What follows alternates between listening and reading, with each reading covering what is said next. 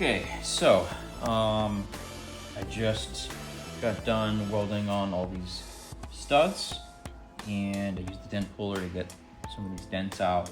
It was a little cumbersome, you know, it's a Harbor Freight setup, and the part that grabs the stud, I don't know what you would call this, on the slide hammer, has this little wheel here that locks the stud in, and it just kept jamming. So I couldn't just remove this and relocate to a new pin without breaking the pin. I had to basically twist the pin off till it broke. Which sucks because typically, I mean, it's only a couple small dents, but typically you'd like to be able to go back and forth between all your studs and kind of work the metal together. But anyways, I made it work. There's a pretty nasty dent here. There's a small dent there, and then there's this big one here.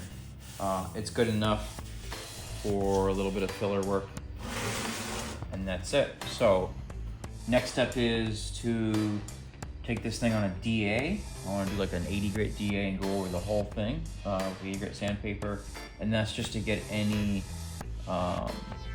media or silica that's embedded in the metal from the media blasting. And then after that, I'm gonna give it a phosphoric bath.